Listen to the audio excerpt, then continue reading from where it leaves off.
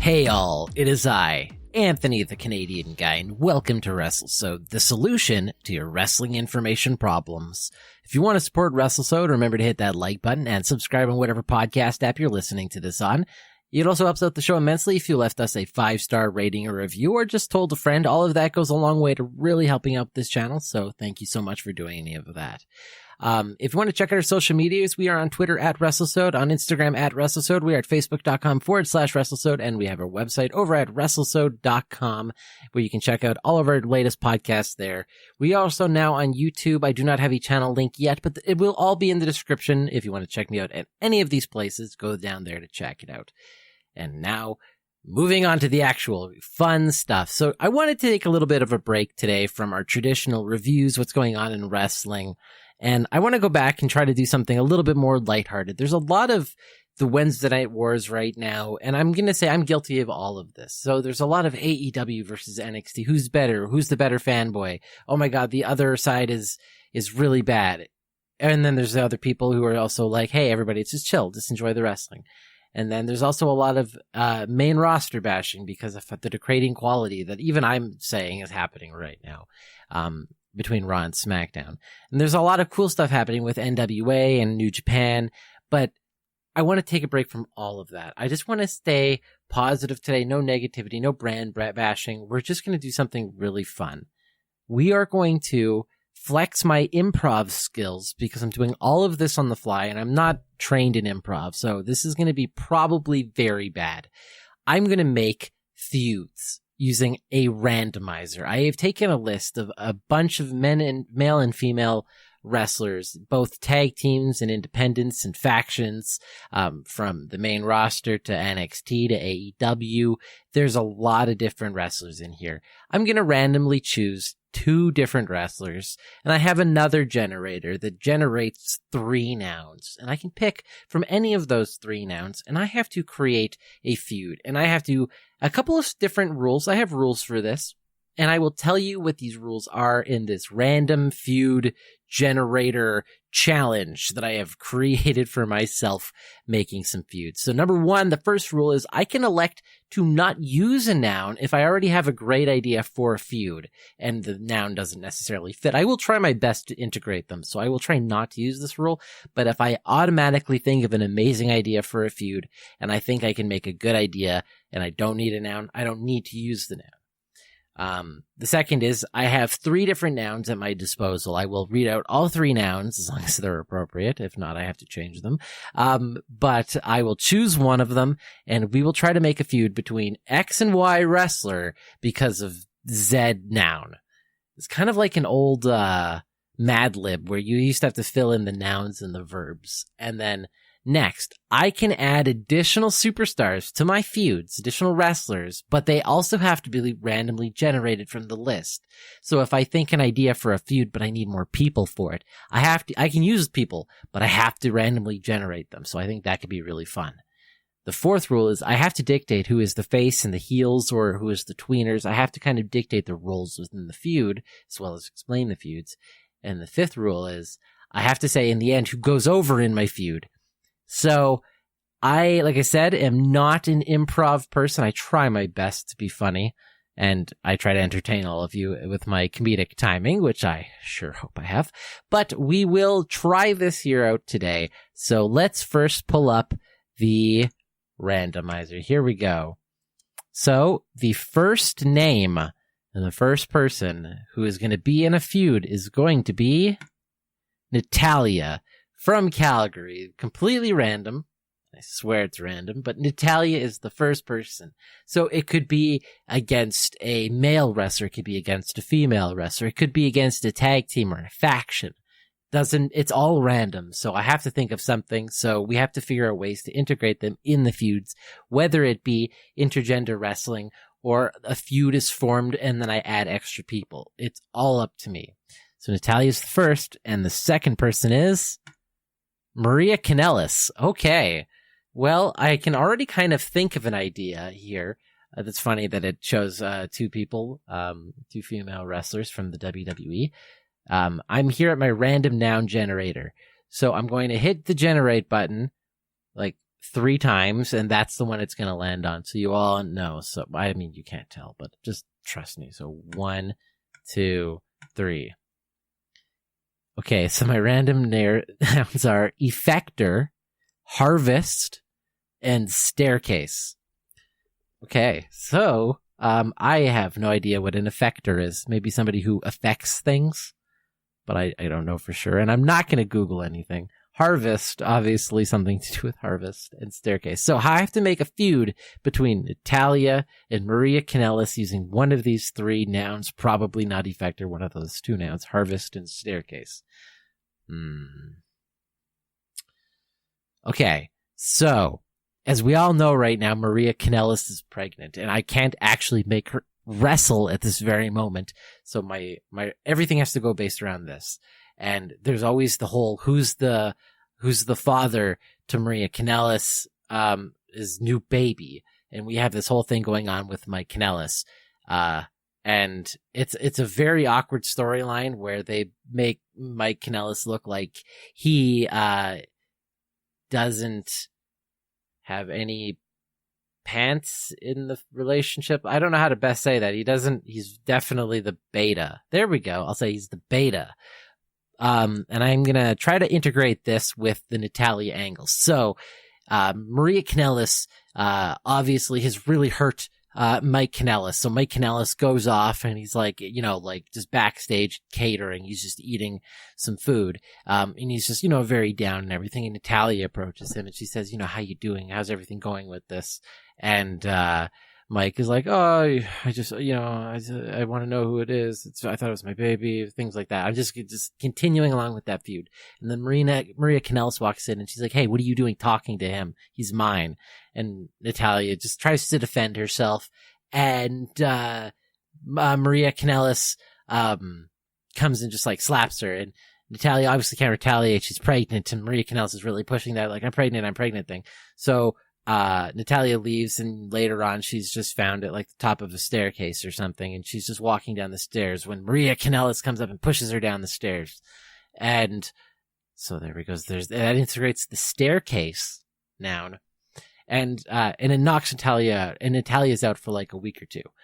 And then I'm going to integrate another wrestler into this feud. So she isn't seen for a few weeks, and Maria Kanellis is on TV, and she's talking about how she's still trying to figure out who's the father of the baby, when suddenly the music stops and the Titantron's music hits, and it is Pentagon Jr.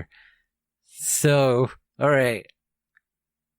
This got really weird, really fast. So it's Pentagon Jr.'s music hits, and Maria Kanellis announces Pentagon Jr. as the father of her baby. And he comes in, and he gets in the ring, and he's all like, Zero, Miero.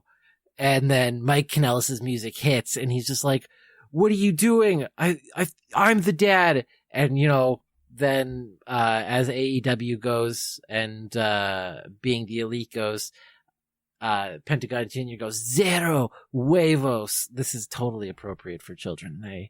And that's how this story goes. So Mike Kanellis gets in the ring and they start fighting. So Pentagon Jr. is fighting Mike Kanellis, and Maria Kanellis is in Pentagon Jr.'s corner, and Natalia is in Mike Kanellis' corner.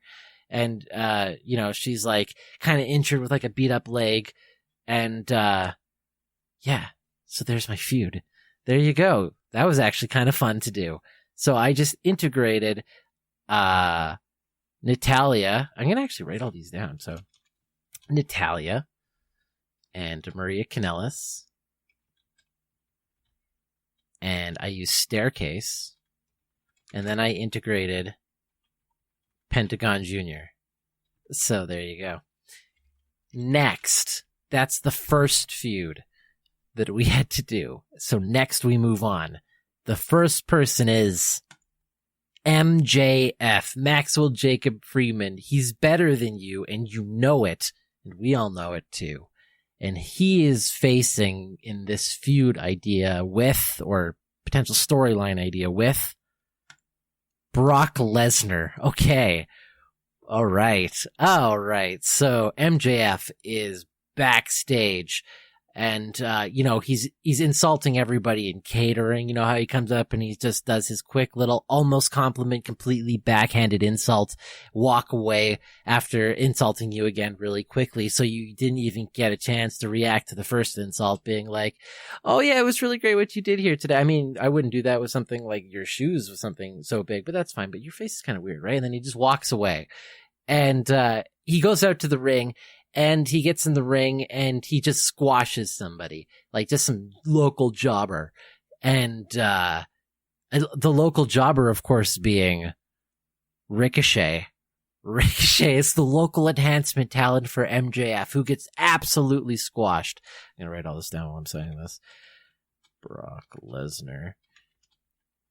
Integrated Ricochet. So MJF is in the ring and he just beats Ricochet down, absolutely squashes the man. He just stands in the ring, his scarf wrapped around his neck, gum in his mouth, his hands out to the side, going, I'm better than you, and you know it. And everybody's like booing him.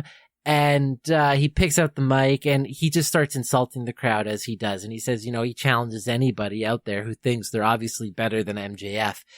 And he just drops the mic and he just waits and he just, he sits at the rope and he hangs back on the ropes and he puts his arm up on the ropes and suddenly, so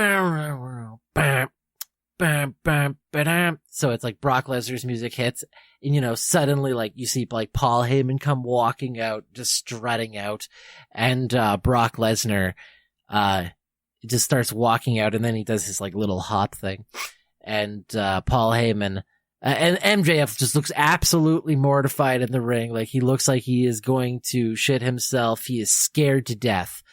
And you can't blame him because Brock Lesnar's there. And then Paul Heyman introduces him, obviously. I forgot entirely to do a noun because I just had such a good idea. Hey, that was one of the rules. But I'm going to integrate a noun now because I had completely forgotten to do that. Let's just at least see.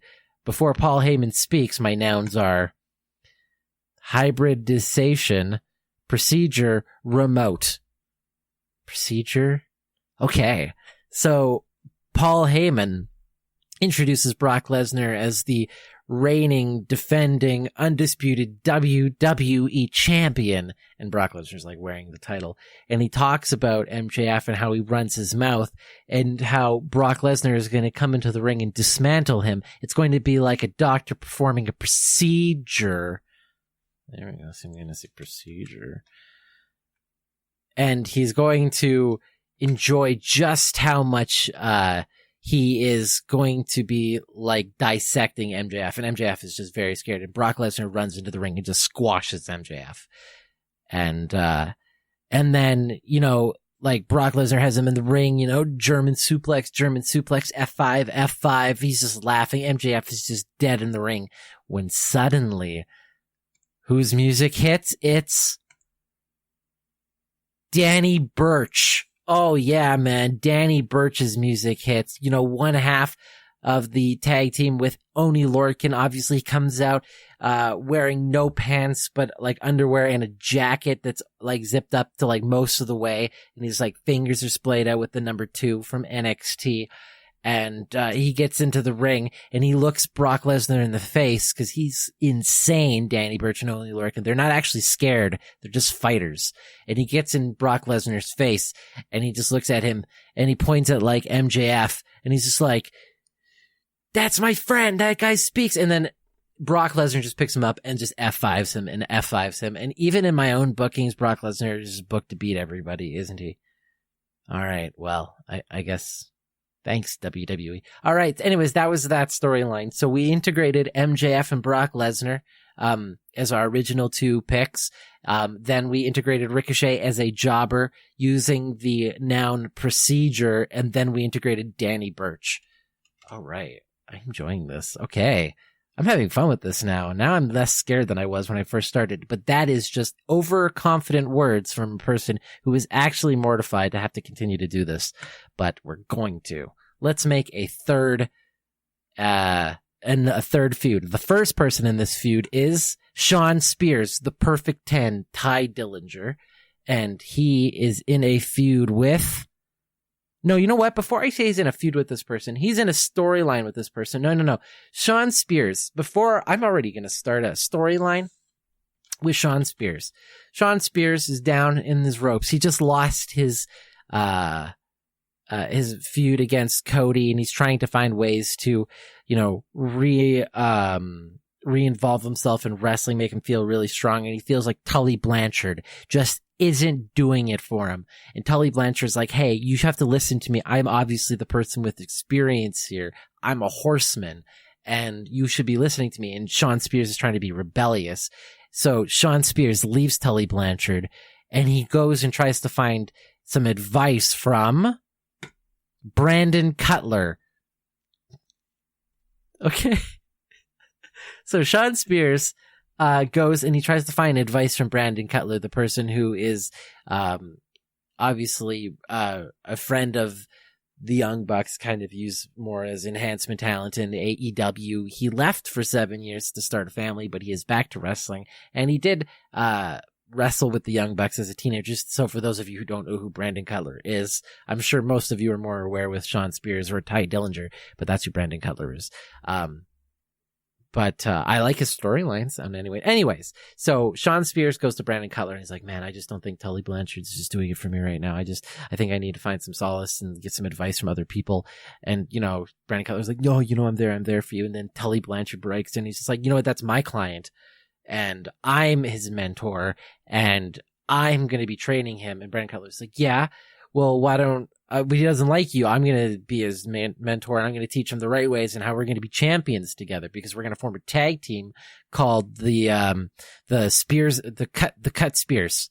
Sean Spears, Brandon Cutler. We're going to be the Spear Cutters. We're the Spear Cutters and we're going to rule the tag division. But, Tully Blanchard believes Sean Spears is too good for Brandon Cutler. And he's like, no, we have to be a real champion. We're going to go for the heavyweight championship. And Brandon Cutler is like, well, we have to have a match for it. So the match stipulation is going to be for the direction of Sean Spears' career. So does Sean Spears leave Tully Blanchard and forget the singles scene because he lost his feud against Cody? And does he join Brandon Cutler and form the tag team, the Spear Cutters? So what does he choose? Which one is it? And so Brandon Cutler and Tully Blanchard have a match using the stipulation, which I'm going to be generating right now because I keep forgetting to generate the nouns because I keep coming up with ideas. The match stipulation is a face silence surname. Face silence. It's a silence match. The other person is silenced from talking to Sean Spears ever again. So whether or not it's Tully Blanchard as, Sean Spears' mentor or Brandon Cutler as Sean Spears' best friend, because I just made that a thing. And it's for the silence of the others match. That sounds really weird, and that's a horrible stipulation. But anyways, either way, the person is fighting to keep the other person silent, and they face off. And I think this is how Tully Blanchard puts over Brandon Cutler. So Brandon Cutler faces Tully Blanchard, and they put on a great match. But eventually, Brandon Cutler pulls it off at the very end, and Tully Blanchard, he eats the pin because he's obviously very old and shouldn't be wrestling, and puts Brandon Cutler over, and Sean Spears and Brandon Cutler form the Spear Cutters. And I'm going to say silence was the thing. I didn't integrate anybody else into that. I didn't feel like I needed to. Spear Cutters. I like that. All right. So let's just kind of recap a little bit of what happened. So the very first one was the Natalia Maria Kanellis using a staircase, which integrated Pentagon Jr. The second one was the MJF Brock Lesnar one, which integrated Ricochet as a jobber using a procedure noun, then integrated Danny Burch. And then the third one was Sean Spears and Brandon Cutler integrating the noun silence, and they just created the Spear Cutters at the very end. And also using Tully Blanchard, which I just used my own self. let's keep going because this is a lot of fun. Next, we have... Oh, I got to go to the right one. Here we go. Next wrestler or performer is Darby Allin. All right. I'm excited for this. Darby Allin, and the second person is Vanessa Borden of NXT. Okay. All right. Let's see how we do this. I'm going to have to immediately go to the nouns here. So let's see what we have for nouns. We get to choose 3 nouns, and they are earthworm, refund, swine. All right. Darby Allin. Okay, I got to write this down because this one's difficult. Darby Allin, Vanessa Bourne. Oh my gosh. Earthworm, refund, swine. So, okay. So Darby Allin, former professional skateboarder, now professional ass kicker in AEW, goes back to the skateboarding scene and puts on a show in Southern California. Florida. It's in Florida. And he puts on a show and, a lot of people buy tickets. And Vanessa Bourne, apparently, really big fan of Darby Allin. And she's like, oh my God, Darby Allin's going to be wrestling in Florida. I'm just happening to be in Florida, whether or not that's where I'm from or not.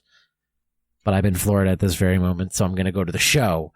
So she buys a ticket.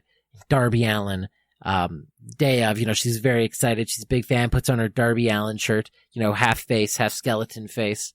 And, huge fan of Darby Allin. Goes to the wait at the show at the gate. And, Darby Allin doesn't show up, and he doesn't offer a refund. Darby Allin's a heel in this, and Vanessa Bourne's pissed. So she waits till the next AEW show, and she somehow gets backstage, and she finds Darby Allin. She's like, yo, you owe me a refund. See, that's where I'm getting refund here. And then she slaps him, and so like, you swine. Also integrated swine there. And you're an earthworm. So he's all of them there. So she calls him a swine and an earthworm, and she demands a refund. And he's like, yo, I don't need to give you a refund. The show had a clause that said, no refunds. So she's mad, and she like slaps him. So she's like, I challenge you to a match. And Darby Allin's like, okay, fine. And if you win, I'll give you a refund. And just at that moment, but who enters very randomly into the locker room at that very moment, but Chris Jericho, the Painmaker himself, the AEW World Champion, walks in and he says, I am Le Champion. What are you doing in my dressing room? And the Inner Circle are following behind him. Sammy Guevara, we got Jake Hager, we got Santana and Ortiz there, and Darby Allin's like, she says, I owe her a refund, we're gonna go have a match. And Chris Jericho, obviously still very mad at Darby Allin after having almost lost to him only 2 weeks ago, it's like, he just looks at the Inner Circle. He's like, get him. And then like they all jump Darby Allin and just beat the crap out of him. And his wallet falls out. And Chris Jericho picks it up and he like pulls out some money and he like gives it to Vanessa Bourne. And then, and then he calls off his goons and like Darby Allin's like all beat up, just like kind of like just like breathing heavy and stuff on the ground, and just kind of like moving, just like selling really good. Because it's obviously fake, even in my fictional world that I've created. And then he's like, it's all for you. And then Vanessa Bourne just starts beating up on Darby Allin, and a ref comes in, and then it's created the match. It's a Falls Count Anywhere match, and Vanessa Bourne just beating on him, and then pins him. 3 count. Vanessa Bourne wins, and Darby Allin has to give her money, even though she already took some money from Chris Jericho, who took it from Darby Allin. So she gets double a refund. Darby Allin loses. He's the heel, and we all cheer for champion Vanessa Bourne. So that's another storyline right there. And let's see, what time are we at? We're at about 20. You know what? Let's do one more. Let's do one more storyline here. Okay, first up, Nyla Rose, the native beast, as she calls herself, and Xia Li of NXT, the one who I said is the closest person to like a Mortal Kombat character because she fights just like Katana, and her wrestling style is just very beautiful. She's from China, so she integrates a lot of the beautiful moves of kung fu and stuff into her fighting style, and it's just really pretty. So Xia Li and Nyla Rose of AEW. Let's get some nouns going here. Let's see, what are my 3 nouns? Mathematics, Nick, which is apparently a noun, sideburns. Oh my god. Okay, I think I have to do mathematics on this one. No, okay, so Xia Li is in okay, I'm gonna write all this down, hold on. So Xia Li is in a pub. And she's just having a drink with her best friend, the Big Show. Okay, the Big Show. She's just sitting in a pub having a drink with her best friend, the Big Show, when Nyla Rose walks in and she makes fun of the Big Show's sideburns, which he has been growing for a charity event. Xia Li's like really mad at Nyla Rose. She's like, you don't get to insult the Big Show. That's the Big Show. He's the world's largest athlete. And Nyla Rose pushes Xia Li. She's like, what you going to do about it? And Xia Li's like, I'm going to beat you up in the ring, and I'm going to fight you. And they start fighting in the bar, and it's a barroom brawl match. And Big Show like rips his shirt off, and it's like a referee's outfit. And so the Big Show is going to be the referee for this match, but he's clearly in the favor of Xia Li. So Xia Li quickly beats Nyla Rose with a quick roll-up and a fast count. And Nyla Rose is like angry, and she's yelling at the Big Show. And she's like, you have to restart the match. That was unfair. I demand something better. When suddenly the door bursts open into the barroom brawl, and in comes Kurt Hawkins and Zack Ryder, the tag team, coming in going, this is unfair. And they're both wearing referees' outfits, and they go up to the Big Show, and they're like, that was a fast count. What are you doing? And the Big Show like picks up both of them with both hands, Kurt Hawkins and Zack Ryder, and just like choke slams them because they're both jobbers, and it's just like in real life. And the Big Show stands tall, and Xia Li stands tall, and Nyla Rose is just angry and runs out the bar, losing the match. Xia Li wins, and the Big Show also stands tall over Kurt Hawkins and Zack Ryder.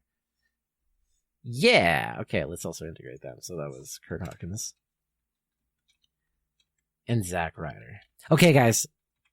I said that was the last one, but I'm gonna do one more because I'm really enjoying this. One more random feud decided by random list generators and a noun generator, which so far all the nouns that I've managed to integrate have been staircase, procedure, silence, refund swine and earthworm, and sideburns. So, yeah. All right. The very last feud integrates No Way Jose.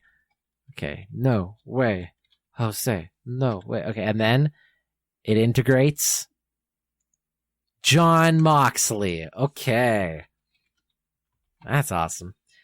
And, what is our noun going to be here? Because I think I've already got an idea, but I want to see if I can integrate some nouns. Chub, disclaimer, tram. So a tram, I'm guessing like a train. Okay, so No Way Jose and Jon Moxley. So Jon Moxley, formerly Dean Ambrose, obviously No Way Jose. No Way Jose always comes in a conga line. So Jon Moxley is like cutting a promo inside of a tram, like an underground subway. And he's like in a feud right now with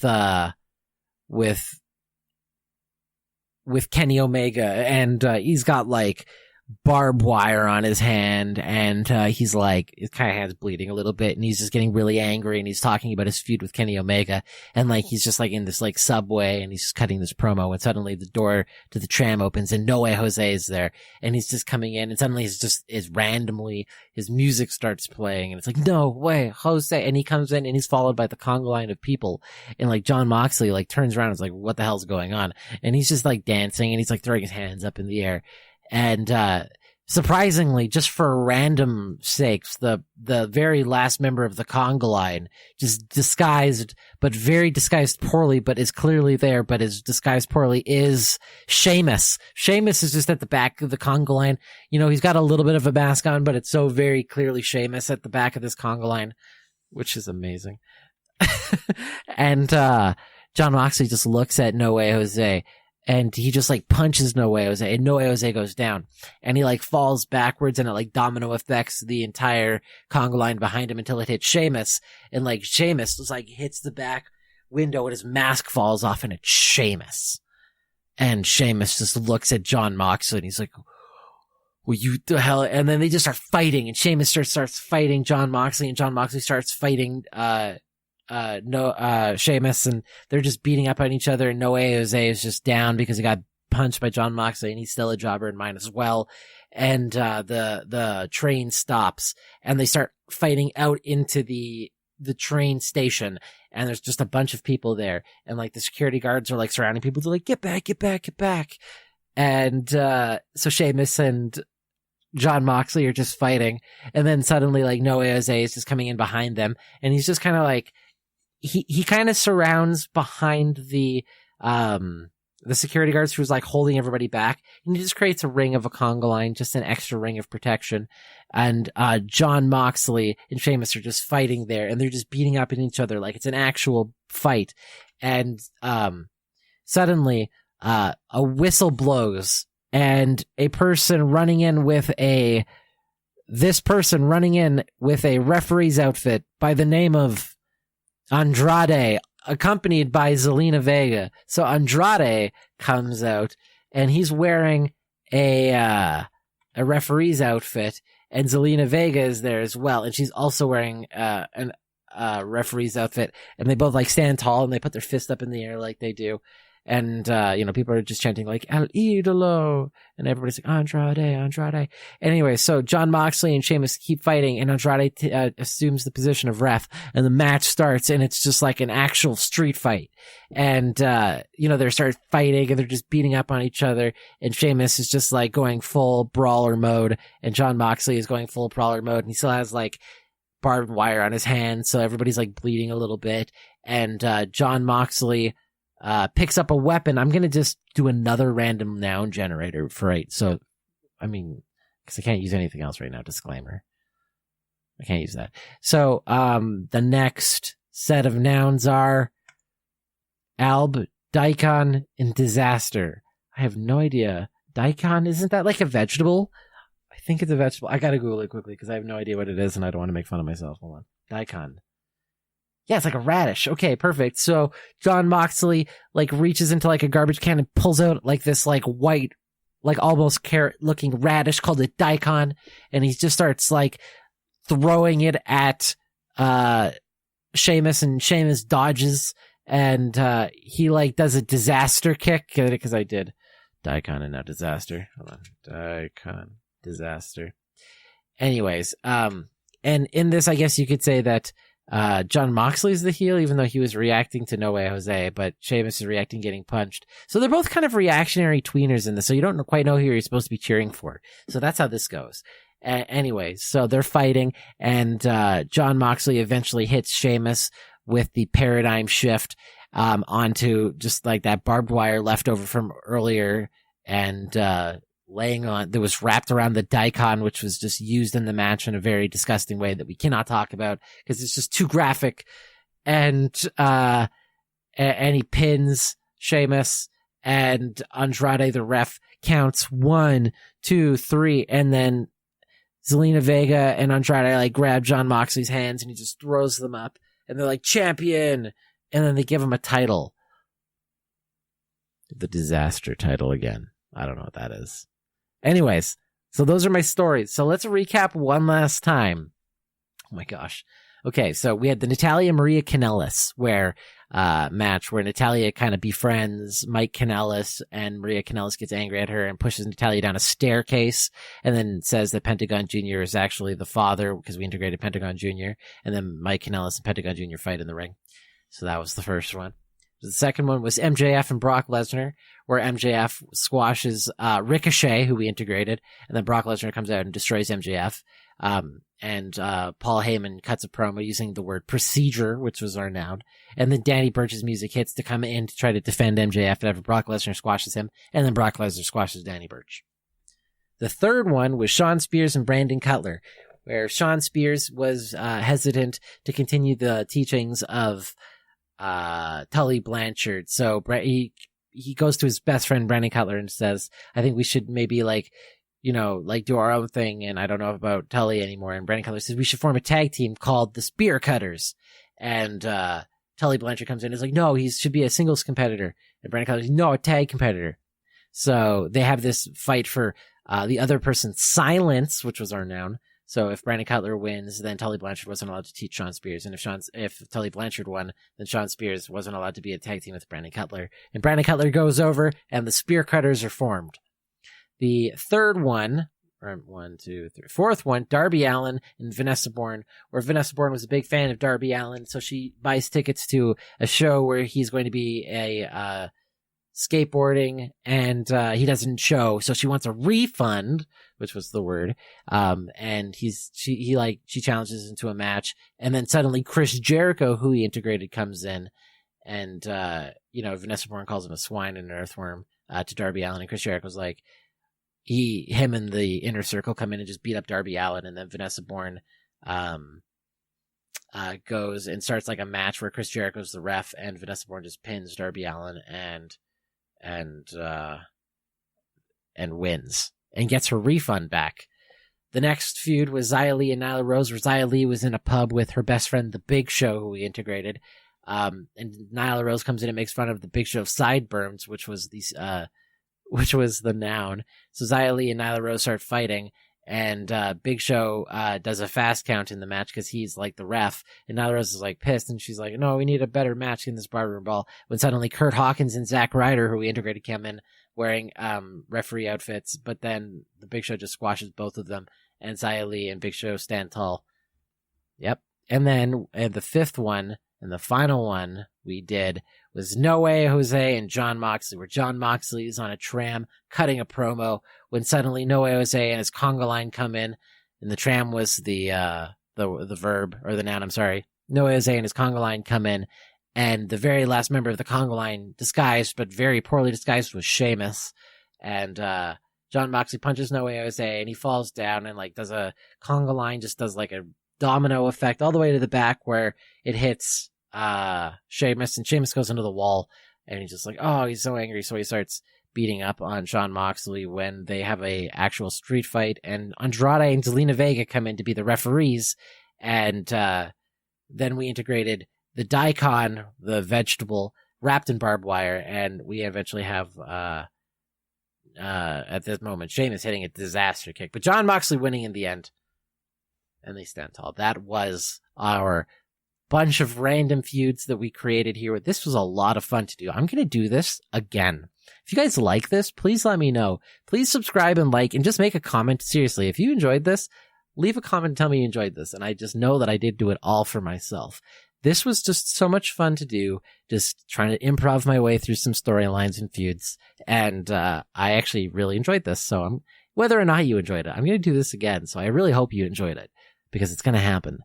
And so thank you very much. Like, subscribe, follow me on Twitter at Wrestlesode, and go check out our website. Go check out our YouTube channel. Everything will be in the links below. And I hope you have yourself a great day. See you next time.